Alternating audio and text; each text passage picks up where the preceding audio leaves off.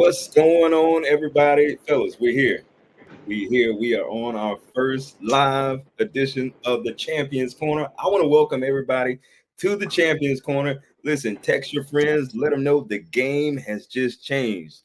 You're dealing with a bunch of champions, man. So listen, I'm joined with good friends of mine. We've been friends for 30 plus years. I couldn't have wished for a better hosting cast to be with me. We are your host. You know, it's not one host, we're all hosting. So we are your host of the Champions Corner. Go ahead and clap it up right here in the Champions Corner. Right? We here. We here. We here, man. Fellas, it's been conversation. You know, this has been something that we kind of always thought about, man. But we're here. We're actually doing it, man. So it's the first episode, very first episode of the Champions Corner. And so a little bit about who we are. Man, we're wrestling fanatics. We're wrestling fans. And a few of us in the room actually had aspirations to be in the WWE, WWF, like we once knew it. Man, but here we're just lovers of this industry, lovers of the storytelling, the creative process, everything that goes involved with making the product of what it is. And so what you can expect with us, wrestling conversations. We go a little bit backstage, probably. You know, we'll have some news. We'll probably have some breaking news. You can expect wrestling and more. So I'm gonna get out the way and let my team introduce themselves. You know, I'm Sean, the number one player. You know what I'm saying? Don't forget it. And so I'm gonna get out the way and let my guys introduce themselves. Go ahead, Crump. Well, you know, I'm Ron Crumpton. You see Ron G on the title, but it's Ron Crumpton. I'm here to, express my opinions about wrestling, real opinions. You know, I might be biased, might be not be biased, but I'm we have a real conversation about what I see on TV, what I hear on the news sites about it, and I'm expressing my full opinion about it. All right, yeah, I'm Lonnie B. Nesbitt Jr., as Sean alluded to, friends with these guys for 30 plus years, and like RC said, we're here to express our opinion, to talk about what's going on in the business, talk about it from a fan perspective as well. You know, we got things coming up, talk about events and what it's like to be at WrestleMania, all these like cool things that's coming down the pipeline. So stay tuned, and it's going to be awesome, y'all. So get ready. There you have it. You heard from Lonnie himself and Mr. Ron G. Listen, guys, we're going to get right into it. Is that cool? We just jump right in? Let's go. Let's just conversation. Listen, we are in full-fledged WrestleMania season. So I thought we'd just kick it off with, you know, your favorite WrestleMania moment. You know, all of us have had a chance to go to the show, you know, so let's start off with, you know, your favorite WrestleMania moments. And I want to pose it like this, you know, for those people that may be watching that's never been to a Mania, Lonnie, what can they expect from a WrestleMania? Oh, man, lots of fun, but busy, even for a fan. Because, you know, back in the day, you know, it was the event itself, maybe a couple of meet and greets. But now you have the event itself, which is now 2 nights. You have a show early in the day, which is NXT. You have SmackDown, if you choose, depending on when you get in town. You got SmackDown, then you got the Hall of Fame right after that. And, of course, you have the Monday of Raw. But in between all of that, you have, you know, what they call WWE World now. It used to be called Access. It was going. So you got like 5 days of that. If you buy like the whole package ticket, I don't know how that works right now. You have local stores, local meet and greets. You have indie options for all wrestlers coming to wrestle. So there's a lot to choose from. So you'll never be bored, but you will be busy. Right. Yeah. And I say the WrestleMania takes over the whole city, really. You're going to see fans all around in wrestling shirts. And you always have friends to talk to about it. So you automatically know who's going. And they gonna have banners around downtown, everything. A lot of stuff involves WrestleMania. It really surely takes it over the city. And being in there, I miss that. We ain't been in a couple of years now since WrestleMania 38. I miss it. I really want to go back and be enthralled in the experience. Right. I mean, they literally say it's the Super Bowl of this industry. It's the Super Bowl of this sport that we love, all came to love, the wrestling industry. It is the pinnacle, you know, the most sought after show. I mean, to me, you know, it's become a place where you can meet brand new people and you become friends with them like instantaneously. Like we'll be sitting next to people and through common interests, we become like friends and families, people from all over the world. you know. And man, I think, man, what jumps out to you? What's your favorite WrestleMania? That we'll go down the room. I'm gonna say New Orleans was my favorite one. I mean, that crowd was live. But we'll spin it around. We'll start with you, Crump. What was your favorite WrestleMania? My favorite. I've been to 9 now, so I might go with 32. I mean, well, 30, not 32, but 30 also.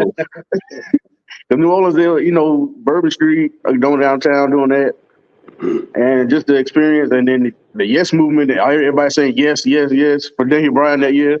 It was a great time. What a B+ player.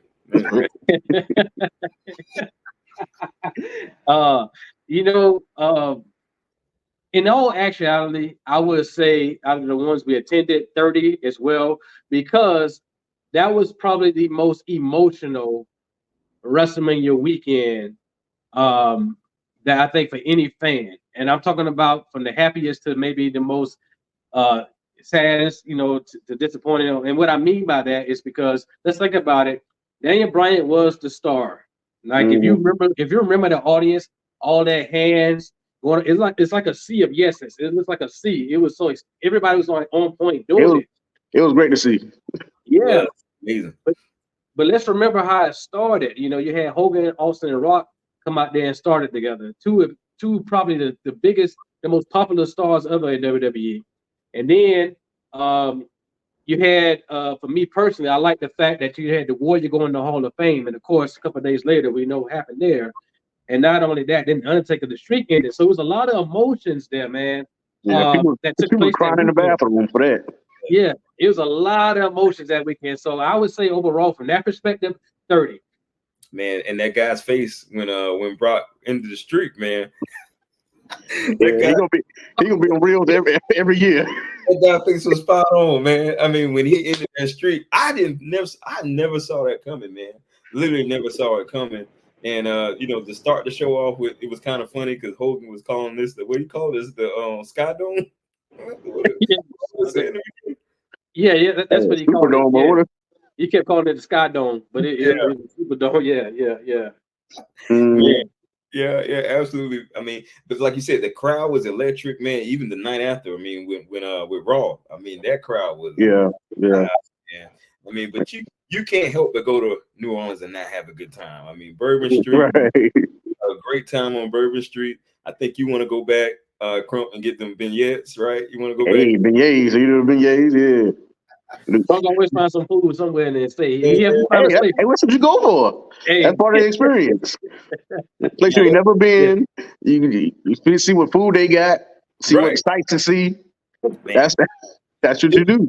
I think next time I want to do like one of historical tours next time we go, man. But it was fun, man. I mean, that's where they need to go next year, if you want my opinion. But anyway, I digress. So what's the let's see. So with your favorite wrestler, what's your favorite? We talked about, our favorite, and we filled in people that may have never been to a WrestleMania, but what's that favorite, that number one moment that you could say that was the WrestleMania moment? Well, as my favorite wrestler, Kurt Angle beat Shawn Michaels at 21. Right.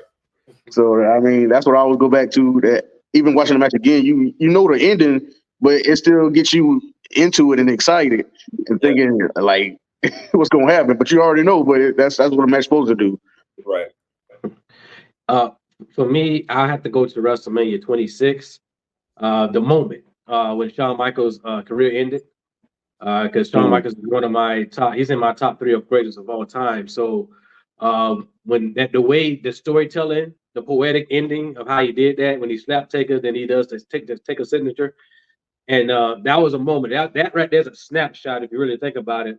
And like, okay, if you're gonna beat me like a man, you know what I'm saying? And then he Taker jumped up and just plugged him to the ground. That was it. But to me, moment wise, that was a moment that I was watching at a friend's house that I almost cried. I ain't gonna front on that. And I was like, man, because you didn't want it to happen, but you kind of knew it was gonna happen. Right. So it's like one of those things, yeah. Man, and that's the emotion, and that's the pageantry behind, this thing we love, man. And for me, this is not like a moment, but this is something like every time I think about WrestleMania, I always think about Shawn Michaels his entrance coming down from the rafters, Yeah.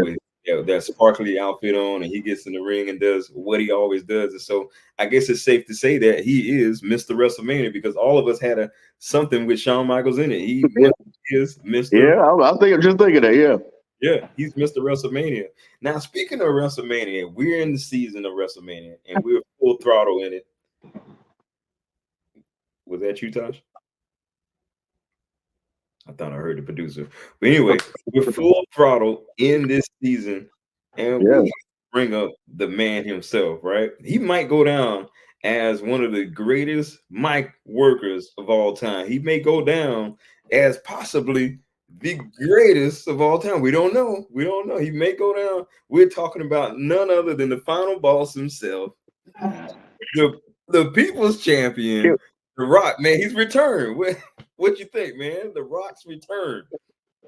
It's great. I mean, he's the most entertaining guy, I mean, in the business for all the business. But my only issue with The Rock is he do his promos online before SmackDown. It's almost like two different people when he actually gets on SmackDown. He's kind of trying to be a bad guy, but he's really with the fans and being the babyface or whatnot, because he's going along with them and trying to make them laugh and whatnot. But online, he's cussing Cody down, Seth down, even his dog. He cussing his dog out.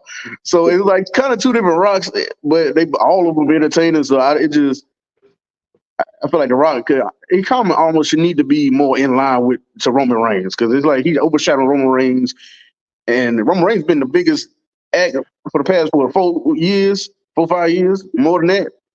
But he's overshadowing him, and Roman is barely shown.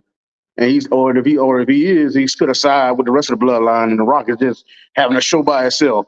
So it's like it's confusing a little bit. I love it, but it's confusing a little bit. What more you want? He doesn't acknowledge him as the tribal chief. What more you want? He did, but he coming out by himself. You acknowledging Roman Reigns, you coming out behind Roman Reigns to his theme song and putting the one up, not an L up, put a one up. Man. So it's kind of like, come on. Well, I think I understand what you're saying, Crump, but I'm going to back up to what you initially said. Yeah.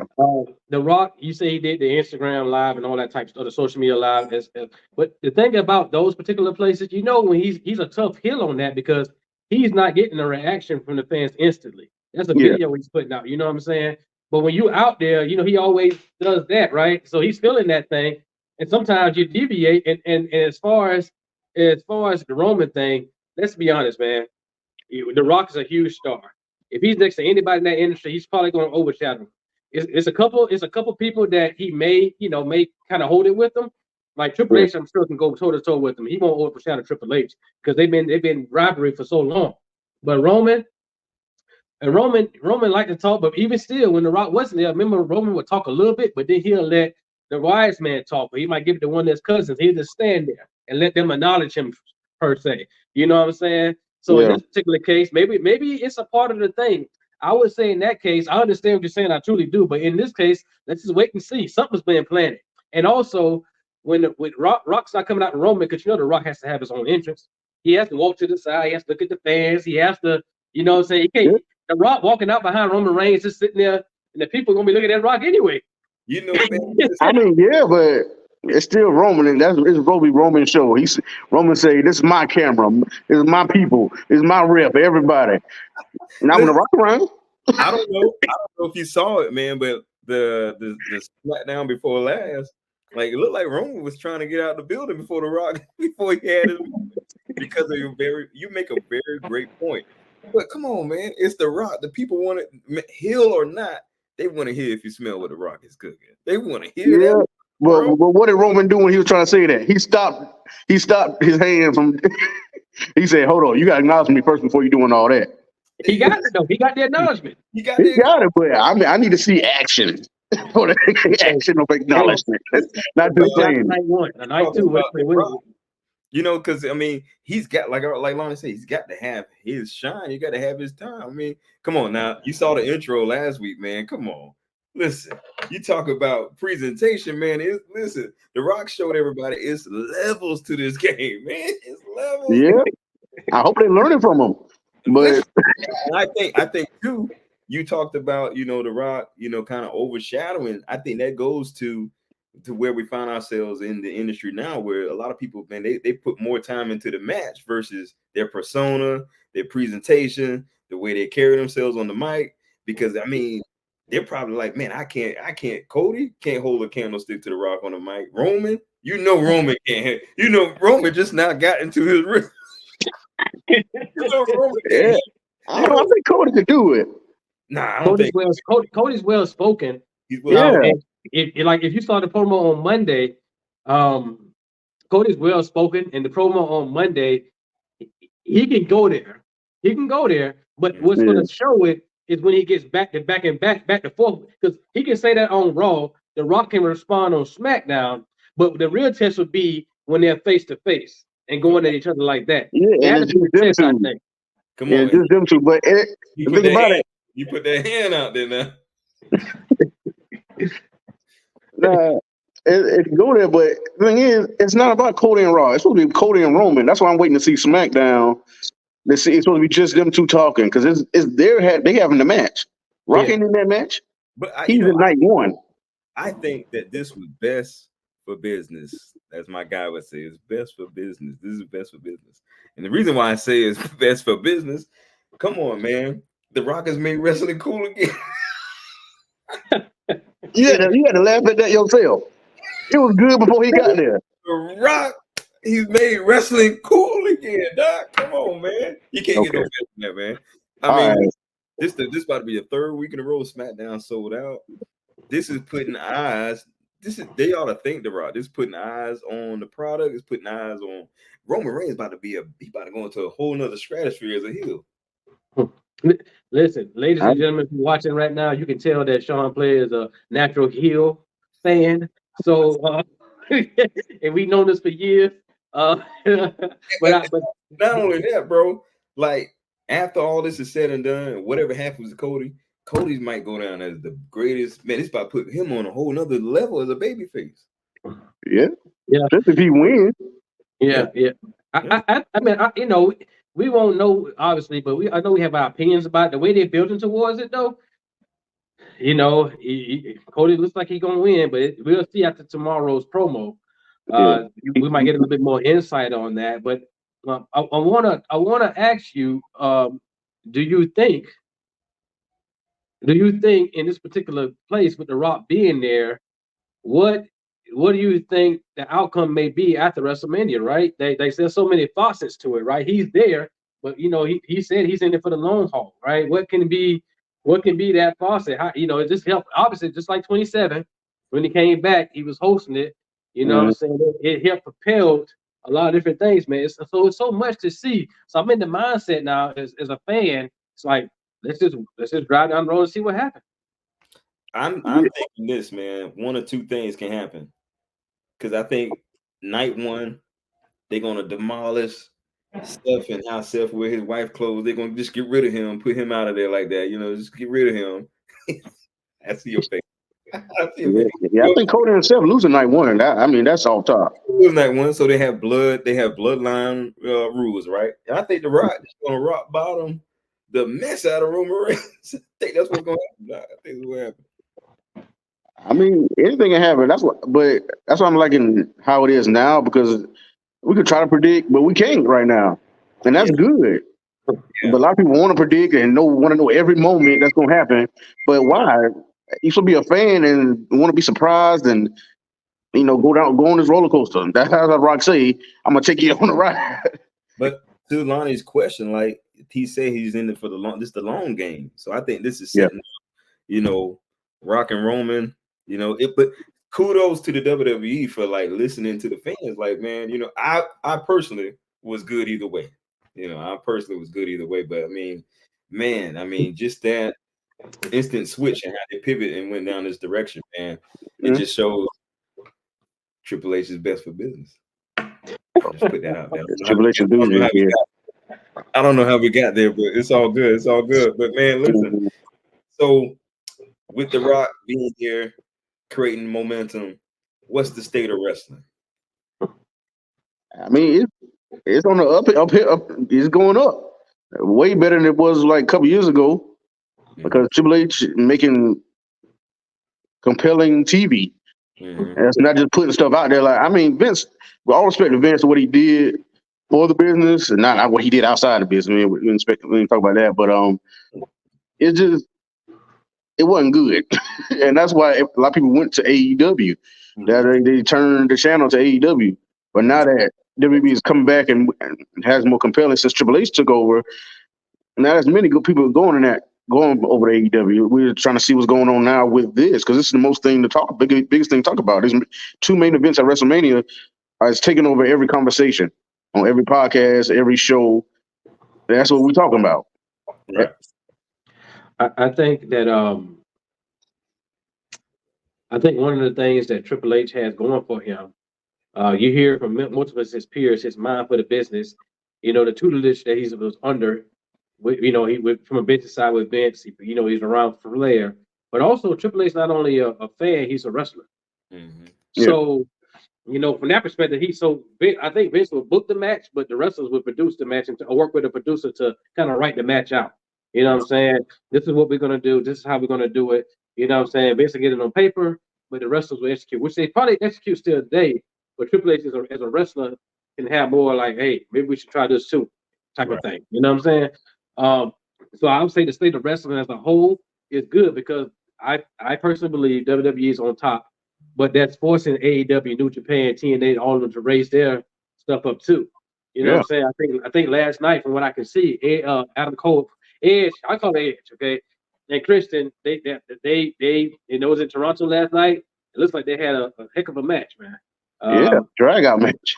Yeah, so you know, I saw the old school blood and guts type of stuff from the pictures I saw. You know, so I think it's forcing everybody. They may not say that, but wrestling is a competitive business. If you're a wrestler, you know what I'm saying.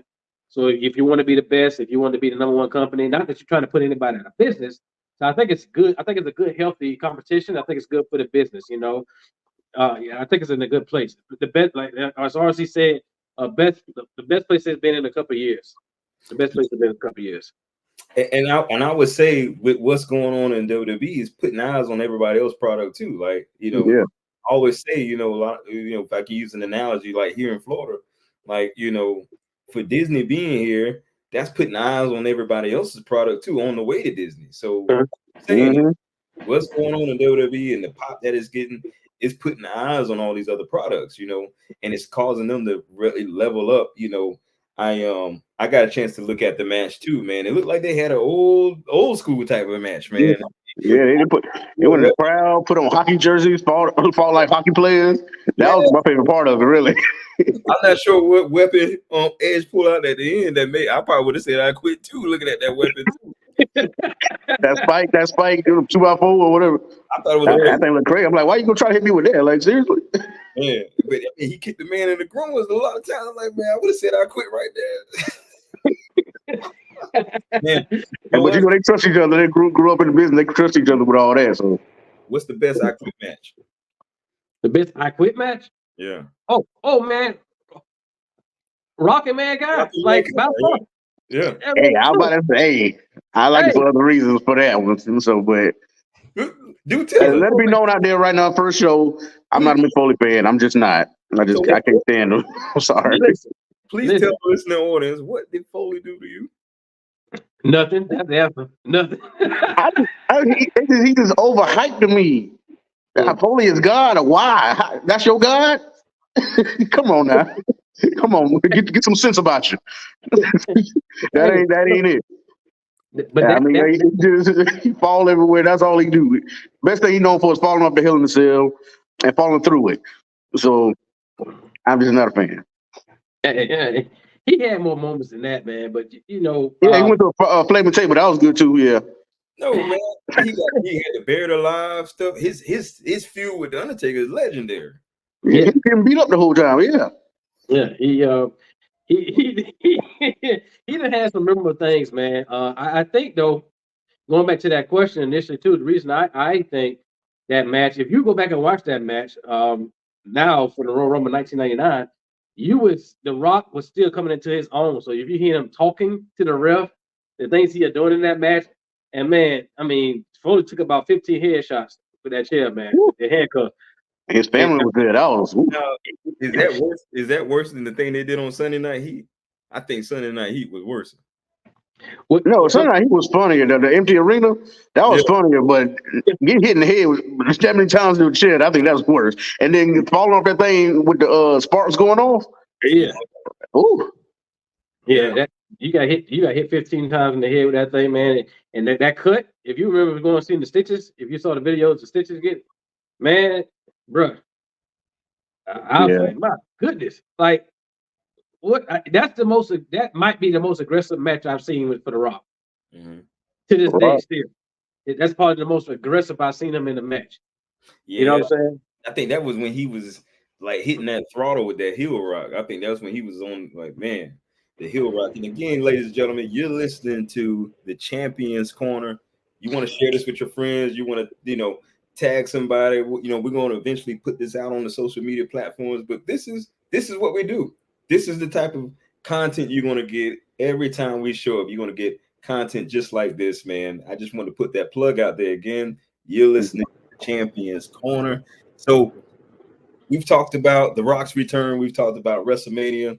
I want to get into this conversation. This kind of sprung out the other day, and I want to put this out here now. This kind of sprung out the other day. A little birdie had the nerve to say that, before let me preface my comments by saying this, okay? Yeah. We're talking about the greatest of all time. We're going to talk about the greatest wrestler of all time. Anybody see your hat, man? Nobody know what that is? Cut that off. Listen, we're talking about the greatest wrestler of all time. I'm going to start it and say this. I think that the greatest wrestler of all time is Hunter Hearst Helmsley. Now, I'm going to let y'all have y'all time. Well, I'll preface it like this. When you say that, there would never be a wrong answer, because nobody, there's always, it's matter, as much stats you may get from someone, it's still gonna be a matter of opinion. You know what I'm saying? Yeah. You can get them all, like, the discussion sometimes when you say who is the greatest, but what makes him the greatest? Like I said, Ric Flair, a 16-time world champion, right? They a lot of people say that's why he's the greatest. But then you got somebody like Shawn Michaels, who's a 4-time world champion. But if he has consistent performances in matches, WrestleManias in general, a lot of people say that about him. So you know what I'm saying? Like, so who it's your preference. Who's to say?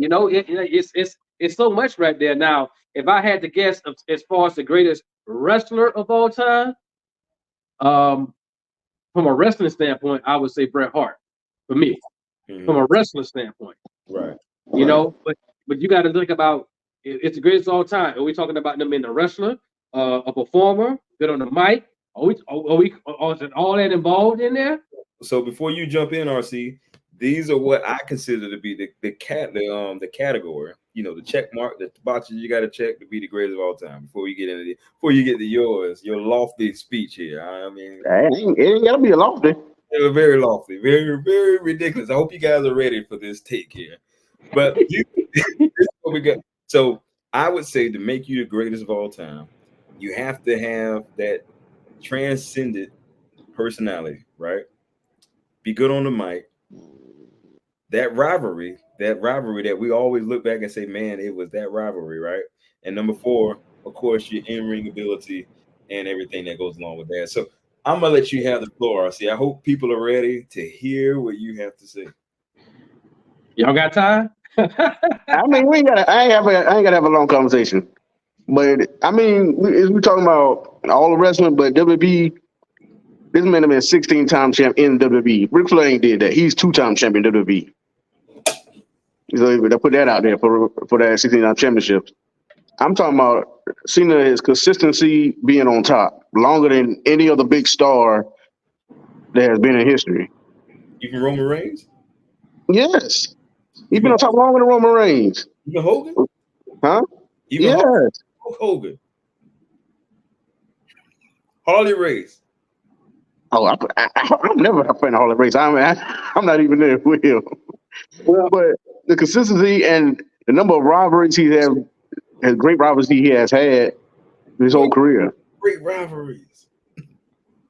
Your boy Triple H, Batista, Edge, Orton, AJ Styles, Rock, Roman Reigns, huh? The Rock.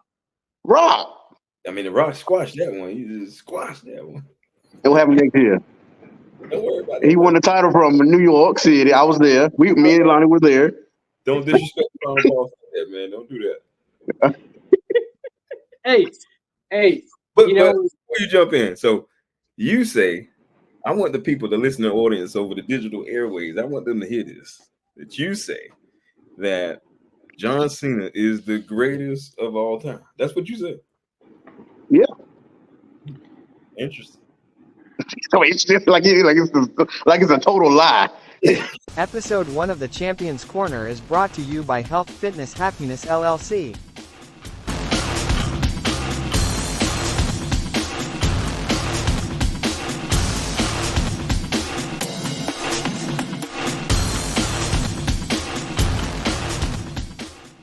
Welcome back into the Champions Corner podcast. Y'all, this is episode 1. I cannot believe, man, this is only episode 1 and we giving this much value out. Man, they're going to start charging. We're going to start charging. Hey, we start that Patreon on. Go ahead and start it. Go ahead and start it. We're going to charge somebody, but we're giving a lot of value tonight. Hey.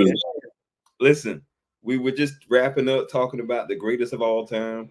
Some people say it's Cena, man, but I want to know, maybe, when we post this airs, maybe we can get in the chat, see who the people think is the greatest of all time. No pun intended, the people, no pun intended. But, maybe next week I'll wear my Triple A shirt and have to show y'all who really is the greatest of all time. I mean, that might be a segment on the next show, the most underrated, unappreciated wrestler of all time. I think I got an answer to that, but I'm not gonna give that away right now. But okay. Now I want to ask this here because this has been the buzz in the street, in the wrestling street, right? This has been the buzz. Are we on the cusp of another attitude era? Are we approaching, an era where people can freely say what they want? Because people have said backstage they're kind of upset because The Rock had to come out and do The Rock, and everybody got to be PG. What do you think? Well, I thought we was already out of PG. I mean, everybody want to say the B word every other episode, and they probably trying. I think wrestlers need to find more creativity in that, because I think what Miz said. I don't have to say all that cussing and stuff like that, and I can still get my point across, and that show my creativity, my acumen, or whatever he needs to say. And that's more challenging than doing that. That's why people getting upset. Like, Rock can say all this, but we gotta work around that and find another way.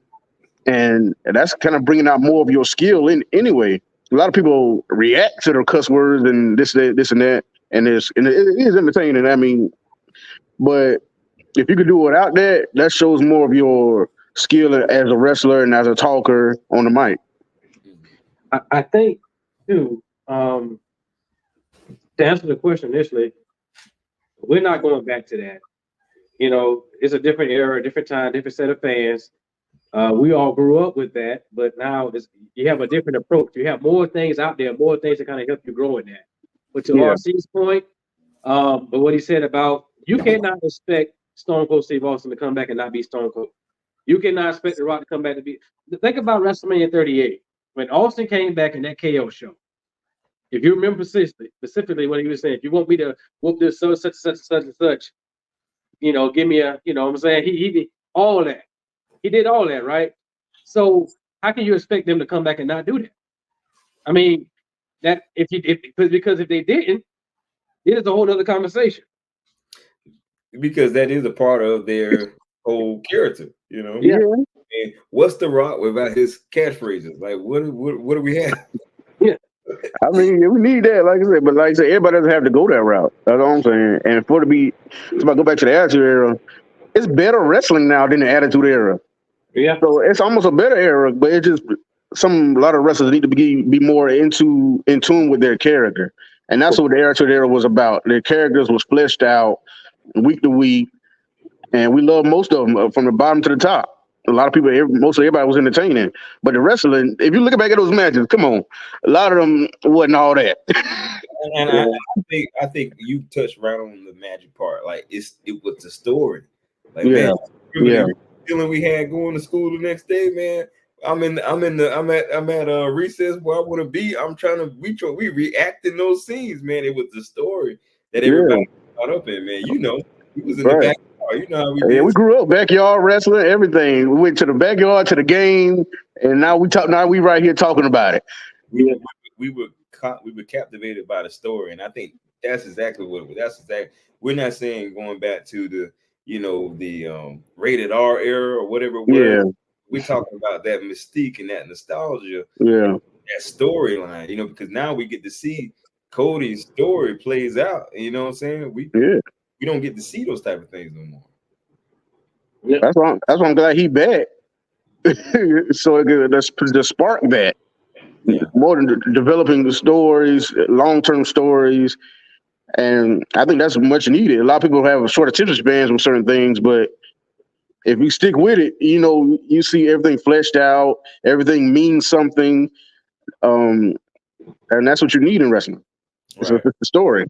Right. And you touched on something, Lonnie, about we're in a women empowerment moment now, in history, and then that brings me to this point, and then we'll wrap up, man. Like I think Bianca's about to become a heel, man. It'll be interesting, but I see her and Naomi tagging up to face the Kabuki Warriors. And Naomi trying to convince Bianca to help Bayley because Bianca don't want to do with Bayley because Bayley's been fighting her the past couple of years. Yeah. So I think the story is I think Naomi gonna convince her to go against Kabuki Warriors for the tag team titles at WrestleMania. Speaking of Bayley, I mean, do you think that this whole Rock Heat, this whole Cody story, I mean, last time we heard about her match was like some time ago. Like I kind of forgot about it now. Well, go ahead. Look, I was just gonna say, I mean, they had the main event match on Friday. See, unfortunately, you can try now. Granted, and this is me saying, not ever having to book a program, not ever having to book, and I understand that, but I still can voice my opinion about it. It is hard. You can have good intentions to try to include everybody for the same length of time, but the fact of the matter is, it's not going to happen. Why? It's still a business. So, I think Tony, who was it? Tony Blanchard, I think said it. He said, if you're not selling out, I don't care how much they like you. If you're not selling out, you're probably not going to get pushed as hard. If you're not going to probably be the main event, things like that. I don't care how much they like you, but you may not be. So that might be a case, but at the same time, it's a developing story too. It's still kind of fresh. Mm-hmm. So I would say give it time. Maybe it's not getting as much time as the main events. Yeah, we can say that, but give it time, just let it build and see what happens. Mm-hmm. Mm-hmm. Yeah, because The Rock's not going to be there always. Right. But I heard Bayley's story has been kind of it's with Io, but Io hasn't talked that much, so it's kind of her and Dakota, and Dakota turning on her and siding with Damage Control. Right. And so now it's really about Bayley finding some friends out of nowhere because she's been trashing everybody for the past couple of years since she's been a heel. So that's why, and Naomi the one that stepped up, and hopefully she convinced other people to step up with her, like Bianca, to give Bayley a chance in this. Mm-hmm. Man, they just scrap all that and go through my girl Jade in there. We get it all done. I thought she was gonna do something. They had to stare down backstage with her and Damage Control. Yeah. Yeah, man. But I don't know what they're gonna do with her. We get it all done. She take care of all that.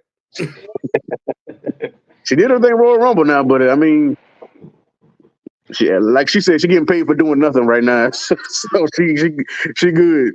I mean, she making appearances here and there. Yeah, I mean, she's doing that, yeah, but not on like wrestling TV, WWE TV. I don't know. Maybe they're saving her for like a big moment somewhere. Or maybe the further along we get to Mania, we'll see, what takes place, man. But man, this has been good, y'all. Yeah. This has been good. This has been good, man. Man, I think we'll save some of this for the next time, man. But this was amazing, man. Any final thoughts? We'll do a little rapid fire. Any final thoughts? Man, I'm happy to share this platform with y'all, man, to talk the passion we have for wrestling as fans. To try to come together and talk about things, and maybe, from this perspective, we can get other people to talk about it as well and share their opinions in this particular platform in terms of like as it's continue to grow. So I'm just grateful. So thank you, brothers, for this being committed to doing this. This is really if this is like a childhood dream, as they would say, quote unquote, this was it for us in terms of that. Hey, and ain't no telling where this could go. Right. Like we could have kept talking for a long time, right? But we cut it right now. But next episode we can get into it again. Right. Any early Mania picks, early WrestleMania picks we got. The story will be finished, whatever that means. Okay. I got adrenaline in my soul. I'm going for Cody. I'm going for Roman Reigns, the bloodline. Boy, that bloodline is strong, boy. We the ones. They could debut another family member. And who knows? WrestleMania. Bring the Rock though to the main card. Be part of she gonna make she make a decision in NXT. She gonna make decisions up here. He gonna book it. He can do anything he want. Bloodline rules. I tell you, Cody losing night one. Man, I think that I think they might go down as the greatest family in wrestling, man. Now that I'm thinking about it.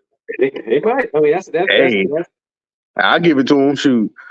It's a lot to be said there. So man, it's a lot of accolades, a lot of history in that whole man. Yeah, and it ain't stopping no time soon.